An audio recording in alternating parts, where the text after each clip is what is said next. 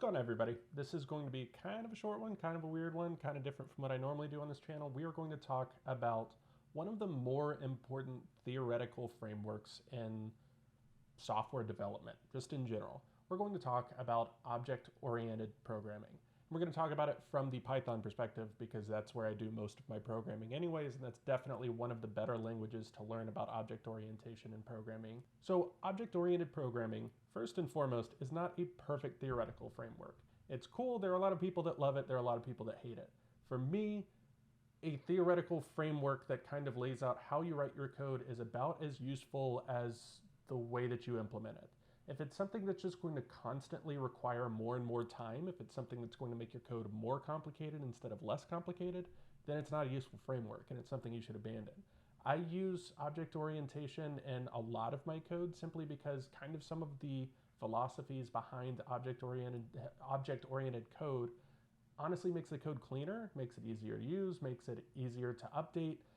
So it is a good and useful framework sometimes, but it's not incredible all the time. So whenever you're watching me kind of develop this code and whenever you're kind of starting to grasp the concepts behind object orientation, understand that it's not something that you need to apply to every single problem. Most problems honestly probably don't need it, especially hacky programs that you're trying to put together in a day.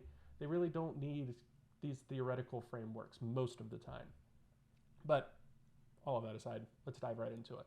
So object-oriented code is, like I said, a way to write your code in a way that kind of organizes it and allows you to implement your code in kind of like a useful way. And it's based on a couple of different kind of core fundamental ideas and core fundamental objects. So you've got the class. The class is a general definition of the things that you want to do. So a class is typically personified by a noun. So I'm going to create a class logger because what we're wanting to create is something that essentially will log information out for us. Now, before all of you Python nerds start getting angry at me, I know that there is a logging library. It's an awesome library and I typically use it a lot in my other projects, but I thought that this was kind of a good illustration of what object-oriented programming can do and how you can do it. So we are going to create a logging class. Like I said, a class is just essentially a description of the object that you're trying to create. So this is not the implementation, this is the definition of the class. Classes can have attributes and classes can have methods. Attributes I would describe as kind of like either nouns that are owned by the object or the class, and I would describe methods as verbs that you actually use with the class. So a logger is going to have a couple of different methods. The first one is going to be a special method called the init method. This is a constructor for the class. Oh, wrote that wrong. So this is essentially the function that is run by default as soon as you create a new object or instantiate a new object using a class. So this right here is going to kick off something very important in object-oriented programming, and that is the self keyword. So it is going to take in self and it is going to take in file lock. So file lock is going to be the file location. That is pretty self-explanatory. It's going to be the location that we write all of our logs out to. Self is very, very important. Self is the keyword within Python and within a lot of other programming languages that essentially allows. So the self keyword is a very, very important keyword within Python. It is essentially the keyword that allows an object to refer to itself. So if a particular object has a particular file location and we want to reference that file location somewhere in our code, then we're going to do it using the self keyword. So we're going to go ahead and set up a couple of attributes. So let's do self.filelock is equal to filelock. Basically what this does is once we instantiate the object, we want to create an actual member attribute of that object called filelock. And here we're setting it equal to that. So now we can actually reference this within the object. So let's go ahead and do a quick instantiation here.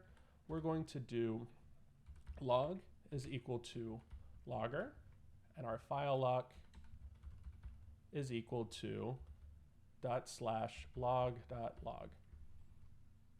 Kind of creative there, log.log. So basically what this is doing, it is saying we are going to create a new logger. If you're familiar with object-oriented programming in C++, there is no new keyword within Python, at least that I know of, or at least you don't have to use it in the same way. So basically what we're doing here is we are creating a new object of type logger, and we are passing it to the file location or file log.log within this directory, within the same directory.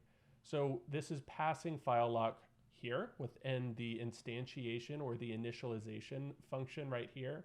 And now we're setting self.filelock equal to file lock. So now if we wanted to print the actual value of the file location variable within the log object, we can do print log.filelock. And if we run this, we will get /log.log. So that's basically, it's accessing the particular value of that log object's file location. If we create a new log object, we've got log1 is equal to logger, file lock equals /log2.log. Save that, and we're going to do log1.filelock, run it. Don't want to debug it. I want to run without debugging. And we get log2.log. So that's basically all we're doing right there is instantiating a variable that is local to the object itself using the self keyword. Now, let's create a new function, a new method that is a member of the logger class. So now we're going to do def log info. We're going to pass in self and message. So something to remember within object-oriented programming is basically every member method of a class has got to pass in the self keyword. This is going to allow an object to actually refer to methods within itself. So kind of follows. So log info is basically going to log messages that are info. So we are going to do open self.filelock. This is going to use that particular object's file lock attribute. And we are going to open it with write permissions. Actually, we're going to use append. And we are going to set this to f equals. Now this is going to be local to the function. It is not going to be local to the object. So if I tried to go down here and do log.f is equal to whatever, it's not going to work. So we're going to do f equals open self.filelock in append mode, and we are going to do f.write. And we're going to make this a string format or a formatted string, and we're going to do info and then a dash and then message. And then we are going to do f.close. So now if we're down here in our main method, we are going to do log.loginfo message equals, or we can actually leave this blank because basically Python knows that you're not going to try to actually like assign anything to self, so it just automatically assumes you're talking about whatever other variable is right here. And we are going to do this is an info message and save. Let's run this, and if it will ever run. Okay, so that's causing issues. Let's do it this way. Let's just do python op.py. We get /log.log. That is our file lock printing. And then as we can see, we created that file here. And we've got info. This is an info message being written out here. So fairly self-explanatory, fairly straightforward. There isn't just a ton that you really need to know past this. The rest of it is essentially depending on the implementation.